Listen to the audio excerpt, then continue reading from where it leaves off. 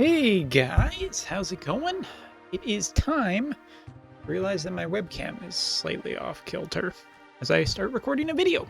And today, we're talking about Resnick, the new global Resnick. And before we get too far into it, let me clarify something. I think in my last video, every once in a while I make some assumptions that people will hopefully get. And one of the things is I talked about Bunny Rabbit Resnick. This girl right here, about the fact that one of the things I was looking for was her, I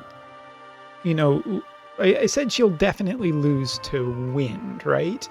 And that's the thing. I want to clarify something. On current JP standards, given that the game has gotten more expensive over the last little while with the constant 100 and fairly regular now 90 cost vision cards, I feel like to pull a unit, besides the times when you're just like, hey, I like a unit, because you know what? I do that all the time. There she is. I do this kind of thing of like, and I understand that all the time there are units that we just like, and regardless of what the evaluation is, we just want that character. Or heck, we're an elemental player, so we play earth characters. That's fine, and that's totally good. But for the sake of reviewing, while I will acknowledge the strengths of a unit, what I'm really looking for are units that have a good chance into their more negative matchups. And one of the things is I want wind to be taken down a peg. And one of that thing is not to have earth teams to prey upon. If there were a bunch of really strong earth teams out there that were so strong that they could win against wind, that would be really, really cool. At least, or not constant winning, but win some of the time. That's how I feel with wind currently, because I've been playing ice teams for about over half a year, maybe closer to a year now. And those teams, I fight a lot of wind teams, and there are times where wind just beats me because it's just that strong. And that's what I want to say. Like, in the reviews, for a unit to truly stand out to me, they have to be good into their worst matchup. I mean, sure, we can look at the cross matchups and multi-elemental ones, and those are just more dicey, like earth versus fire. That's always, interesting and stuff, and there's a lot of factors that can go in there. But yeah, I'm always looking for something that can be really, really powerful, not to unbalance the game, but in terms of strong recommendations. So now that I've wasted 3 minutes explaining that, let's talk about Bunny Resnick. 90 cost character, limited earth elemental, 3 move, 2 jump, strider and thief, dagger. Okay, let's take a look at the itty bitty bunny mask. Thank goodness it's a bunny mask. Accessory, 282 HP, 6 defense, 6 spirit, 7 accuracy, and 7 evade. Interesting. Very split across multiple facets. It doesn't excel at anything, it does a little bit of everything. Might be important. Grants the following effect: decrease AP when performing a critical hit. Kind of interesting. Not bad. I mean, it's like a frostbite effect, but it's weaker than a frostbite effect, and it's conditional. So honestly, from just looking at the ability, I don't like it. I don't think it's super strong because manual, you will probably get use out of this, but auto, most of the time you're probably looking at one character getting a bonus off this, if not just her, depending on what the map is and the priority. That's a little bit concerning about value. It's only 1 cast as well, which is not super great. 2 casts are usually a lot better. And critical hits, if you just don't have other characters built for critical, it doesn't feel very strong. So overall, I'm not super impressed with this TMR skill. The TMR itself is probably fine for stats because it can be used for a lot of different units, especially as an accessory, but the TMR skill, I don't know, it feels just generally weaker on initial looks, unless there's a team that really, really uses this, but I don't know, Frostbite works pretty good, and stops AP generation, which is a big difference between this, and you're not getting that much AP, so I just don't think it's that great. Slash attack resistance of 15 and acquired AP by 30 is pretty strong. That's a lot of AP acquirements. You shouldn't have too much trouble generating AP with that. Taking a look at damage resistance, 15 to slash, 20% to shooting. Okay, we'll take that into effect. And also charm resistance. Very happy about that. And stun resistance too is actually quite nice. Not because I think it's something that you're constantly going to run into, but those are two status effects I think are a little more popular amongst units and sometimes in challenges, so cool. I like it. I also want to say that I've heard a little bit about her general like stats as the friend unit. I think it was like 1300 HP and about 7099 speed. From what I remember, that was with, I do believe that the friend unit was equipped with Odin. Sorry if I made a mistake on this. I'm just remembering this off the top of my head. He did have the Hermes sandals on, which was a little worrying for speed because, like, under 100 speed with the Hermes and potentially Odin, I don't think that it was with a speed card, but it did, I don't know, it kind of hit a few like warning bells in my head, but I'm probably like over exaggerating. It's probably fine speed. Didn't seem like incredible though. And that's the thing. Juggling Master does give her a speed boost and a luck increase. Now, Strider, very good accuracy and defense penetration. Lop-eared, 12% lightning resistance and 12 spirit. Very, very good into the Thunder matchup, which a lot of people have already denoted that she is probably meant for Thunder units. But I'm wondering if she can really go up against like heal, because that's where it seems like a lot of her kit is focused on as well. Acquired AP up, I mean, she already has 30%, so 50 plus 30 is a lot. I mean, sure, if you want to just go overboard. Thief's Lore with the move and agility is probably too much. Like, this would, in combining, would just be too much speed, I think. So I'm quite happy with looking at like Natural Instincts and Juggling Master, or potentially like Lop-eared if I was going up against Thunder, but seems fine. Damage, just First Blood, counter to chance, all damage 30% with a 121 mod. There's a ton of reaction block in the future, so it's not really super interesting to get too invested in counters. They're nice, but a lot of great teams can just counter this. And taking a look at First Blood, not a super good range on it, especially if she was going up against mages or something. She would be fairly out for trying to deal it. It is a preemptive counter, which is interesting, but I don't know, like there's a lot of distance and there's potentially a lot of range on modern units, so this counter feels a bit weak. Danger Sense may be a little bit better for people because just helps her survive. Scrolling down really quickly, Limit Burst, decrease single target resistance. I like that because there's a lot more AoE resistance on JP nowadays. Decreases healing power by 70%. Huge decrease. Now, her Limit Burst is going to only be focused on a single target, so this is the folly of those high healing units such as Sylvie and Warrior of Light. Lots of hate generation means that this attack will almost certainly be going after them, and at 48.3 AP, it's more than likely that the Resnick here can get that ability off. It's funny, Resnick, the master of healing before, can now quite nicely. Thief, biggest thing for me here is, I mean, Shadowcast does give an evasion boost. I think I heard that she had about 400-ish luck with a luck card attached to her.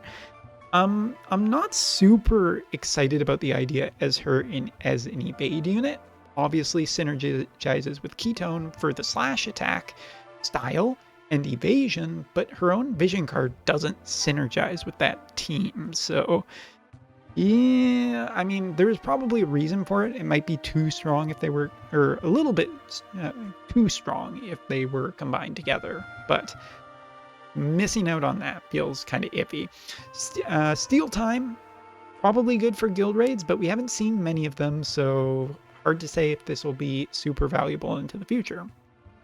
Strider, giving her some more range on attacks with slow. Not that she's going to be running a ton of like faith to get that to happen too often.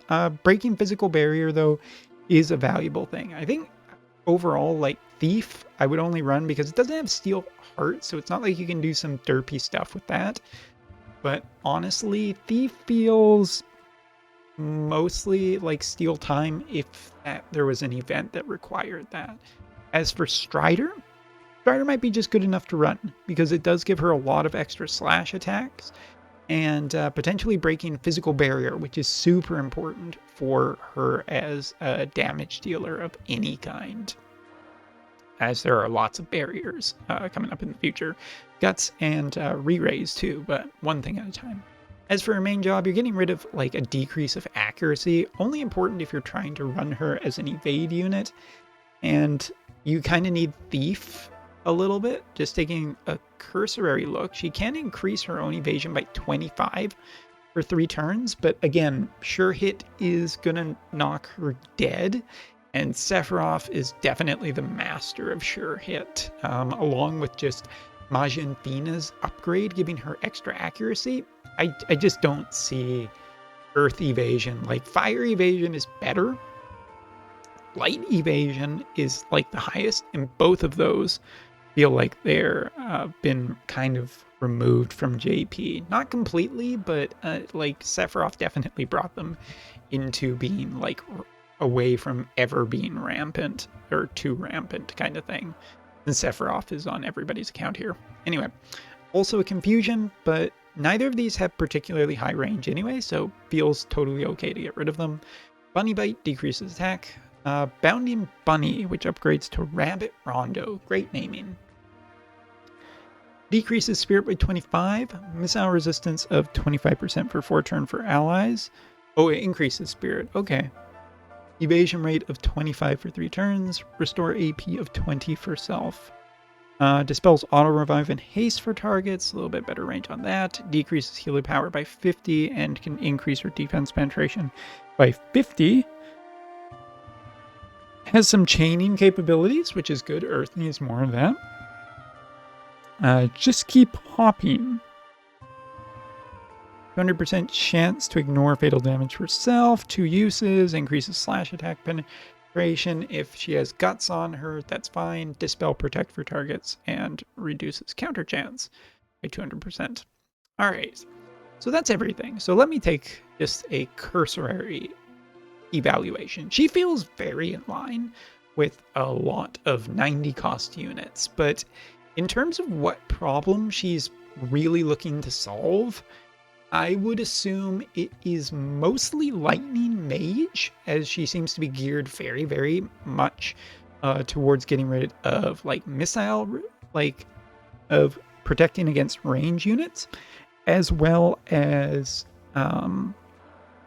just against mages in general, which really puts her in strong contention against the lightning. If there are just a ton of lightning teams, this unit would be great for hunting those. I mean, you can also remove auto revive and haste, and with Strider you can remove barriers. Those are great things for her. That being said, she doesn't have really anything that's going to help her survive, and if she dies, well, she just isn't gonna, I mean, it's just not gonna go well for you as a player, right? Because you're kind of depending on her to potentially remove the healing power off of the opponent team, and you're also hoping that, the enemy team doesn't just kill you. It's one of those things where she is very predatory on specific teams that depend on healing and also really use mages or potentially missile, but it doesn't mean that those teams wouldn't potentially have a good chance. I would still say that Ice would be really strong into this matchup, I would say that fire evasion or light evasion would probably have the overall advantage against her. Not 100%, because if you overtune accuracy, might be just fine. But I kind of like the way they were designing this unit's kit, they basically said, well, we're not going to give her any barriers or survivor tools. We're going to hope that she has enough evasion to get there. And that will be up to Globalers to figure out whether she has good enough evasion for herself. My overall opinion seems great for an Earth team hunting Thunder units. Will probably even be good into Light, quite frankly, just for removing some of that healing and survivability, especially with the Limit Burst. But will she make a huge difference into other elemental matchups? I don't think so. Fire evasion's still better here. Dark can be really hard hitting and incredibly accurate. Same with ice, and ice can be just killer. Water would be interesting, because water sometimes depends on Aerith in combination with the new water mage. But again, Sup is like, it depends on her HP and whether she can survive. So if you are on the fence about this unit, I would say go check out some people who have already pulled her, who are on the global side, and see if she can really survive like damage from other sources. Because if not, like, the other thing is that just thinking about JP with the other elements, there aren't too many pure mage teams.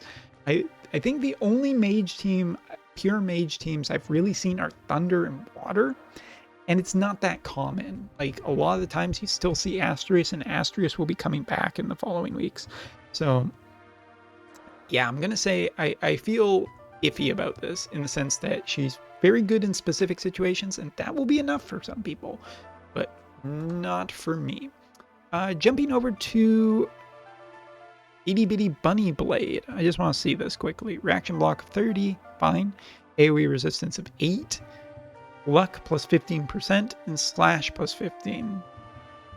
Boy, I hope her luck is actually like better than what I heard on the friend unit, and she can hit 600 luck, because if not, I don't think she'll cut it as a really great evasion character.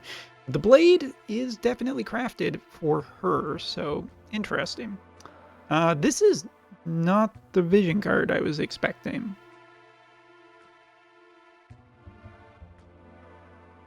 So yeah, that's my cursory look at Resnick. I think that she is a valuable addition to Earth Elemental teams, but like, looking at how good Bradley is right now on JP for Earth, he is pretty damn good. Not definitively like a meta changer or anything, but a really strong addition, and this unit could potentially do that.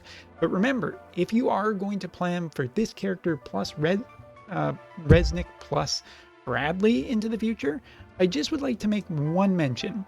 This is not an evasion unit, not even a little bit.